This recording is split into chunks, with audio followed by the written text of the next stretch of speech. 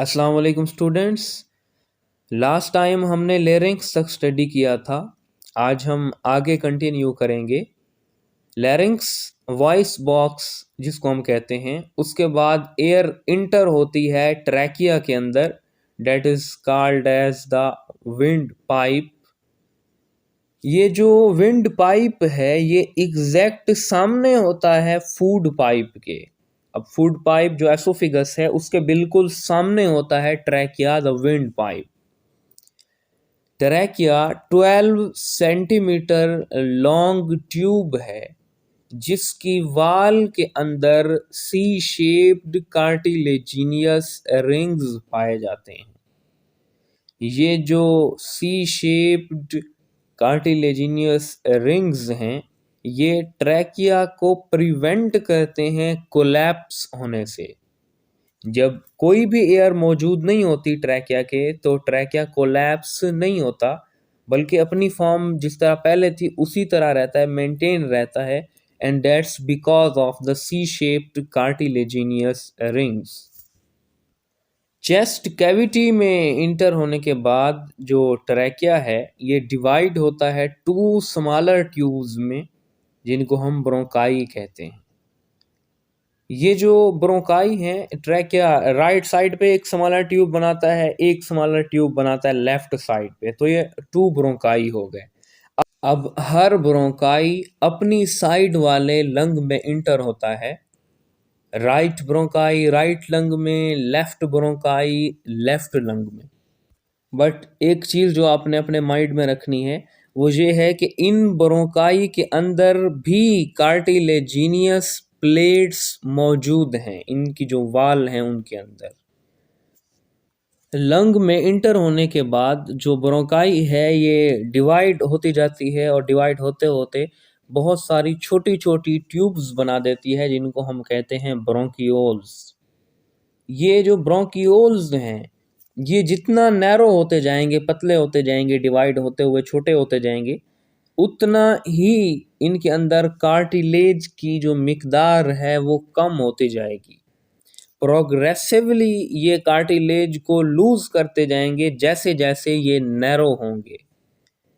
जो ब्रोंकियोल्स हैं ये और छोटी छोटी ट्यूब्स के अंदर जाके एंड होते हैं जिनको हम कहते हैं एल्वियोलर डक्ट्स। अब ये जो एल्वियोलर डक्ट है ये बिल्कुल छोटी सी नैरो सी ट्यूब है और ये ओपन होती है क्लस्टर ऑफ पाउचेज में जिनको हम एल्वियोलाई कहते हैं। एक्चुअली सिंगल जो होता है ना उसको कहा जाता है एल्वियोलस। जब बहुत सारे एल्वियोलस इकट्ठे एक जगह पे क्लस्टर की फॉर्म में मौजूद होते हैं तो इनको कहा जाता है एल्वियोलाई।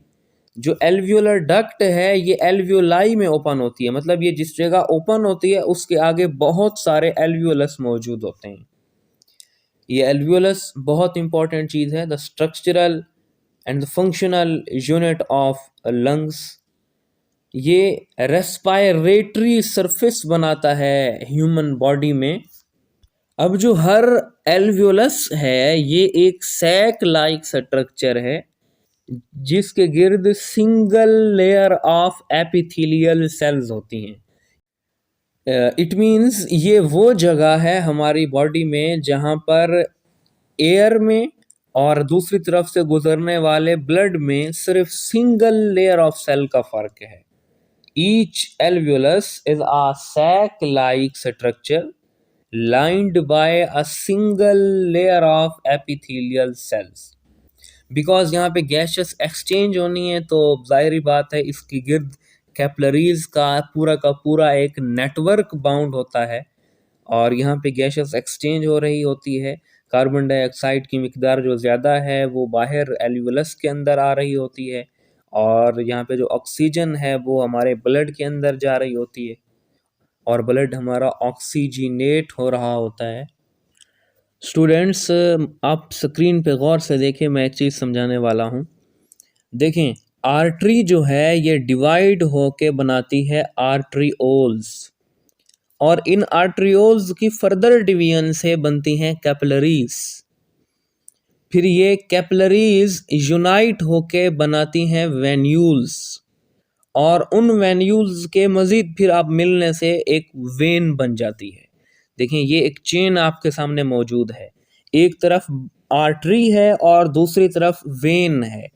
आर्टरी डिवाइड होती है आर्ट्रियोल्स में और वेन बनती है वेन्यूल्स से और बीच में है कैपिलरीज। अब जो आर्टरी लंग की तरफ डीऑक्सीजनेटेड ब्लड लेकर आती है उसको कहा जाता है पुल्मोनरी आर्टरी, और जो वेन लंग से ब्लड दोबारा हार्ट की तरफ लेके जाती है वो ब्लड जो ऑक्सीजनेट हो चुका होता है लंग से पास होने के बाद दोबारा जब उसको हार्ट की तरफ लेके जाती है उसको कहा जाता है pulmonary vein. In simple, heart से ब्लड लंग की तरफ आता है पल्मोनरी आर्टरी के ज़रिए और लंग से दोबारा हार्ट तक जाता है पल्मोनरी वेन के ज़रिए।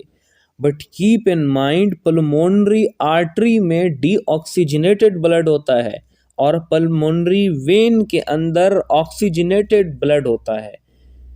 The pulmonary artery is a special artery in our body that contain deoxygenated blood। दूसरी तमाम आर्टरीज में ऑक्सीजनेटेड ब्लड होता है।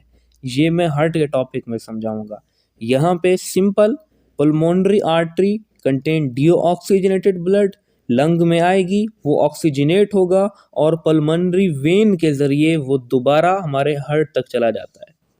बट इस दौरान ये होता है कि पल्मोनरी आर्टरी जब हमारे लंग में इंटर होती है तो फर्स्ट ये डिवाइड होती है ब्रांचेज में जिनको हम आर्ट्रियोल्स कहते हैं। ये आर्ट्रियोल्स फिर जाके बनाते हैं कैपिलरीज, और ये वही कैपिलरीज हैं जो एल्वियोलाई के इर्द गिर्द क्लस्टर ऑफ पाउचेस के गिर्द मौजूद होती हैं जहाँ पे गैसियस एक्सचेंज होता है।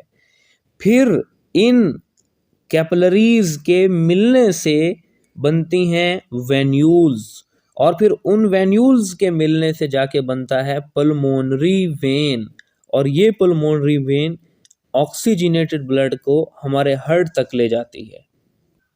इन द लास्ट स्टूडेंट्स, अगर कोई डस्ट पार्टिकल, कोई बैक्टीरिया हमारे नेज़ल कैविटी के अंदर मौजूद हेयर्स से और म्यूकस सेल्स से ना रुक पाए और वो आगे आ जाए तो अल्लाह तबारक व तआला ने ट्रैकिया और ब्रोंकाई के अंदर भी एक सिस्टम रखा है जो इन चीज़ों को फिर रोकता है ताकि हमारे लंग्स में जो एयर जा रही है उसके अंदर डस्ट पार्टिकल और बैक्टीरिया ना हो। जो ट्रैकिया और ब्रोंकाई हैं इनके अंदर सिलिएटेड और ग्लैंडुलर सेल्स होते हैं। ग्लैंडुलर सेल्स से मुराद वो सेल्स हैं जो कुछ सीक्रेट करते हैं। यहाँ पे जो ग्लैंडुलर सेल्स हैं वो म्यूकस सीक्रेट करते हैं, और हम जानते हैं कि म्यूकस आने वाली एयर का टेम्परेचर हमारी बॉडी टेम्परेचर के इक्वल करता है, उसको मॉइस्ट करता है और उसके अंदर मौजूद बैक्टीरिया और डस्ट पार्टिकल्स को रोकता है। ये हमने नेज़ल कैविटी में पढ़ा था। सेम यहीं पर होता है, आने वाली एयर को मॉइस्ट किया जाता है इन ग्लैंडुलर सेल्स के ज़रिए जो म्यूकस सीक्रेट कर रहे हैं, और उस एयर में अगर कोई भी पार्टिकल है, डस्ट पार्टिकल या बैक्टीरिया वगैरह जो एस्केप होके आया है नेज़ल कैविटी से, वो यहाँ पे आके ट्रैप हो जाता है। तो यहाँ तक हो गया म्यूकस का काम जो ग्लैंडुलर सेल से सीक्रेट हुआ है। अब जो सिलिएटेड सेल्स हैं इनके अंदर सीलिया होते हैं। ये जो सीलिया हैं ये अपवर्ड मोशन में बीट कर रहे होते हैं। इनकी इस अपवर्ड मोशन में बीट करने की वजह से जो डस्ट पार्टिकल है, बैक्टीरिया है, म्यूकस के अंदर ट्रैप हुआ पड़ा है, वो ओरल कैविटी की तरफ आ जाता है, और फिर ओरल कैविटी में आने के बाद फिर हम उसको थूक दें बाहर या swallow निगल जाएं उसको, तो ये हमारे ऊपर होता है। स्टूडेंट्स, आई होप सो कि ये टॉपिक आपको समझ आ गया होगा, बट इसमें कोई इशू है या कोई और टॉपिक बायोलॉजी का जो आप समझना चाहते हैं तो कमेंट करके ज़रूर बताइएगा। अपना ख्याल रखिएगा, इस चैनल का भी। अल्लाह हाफ़िज़।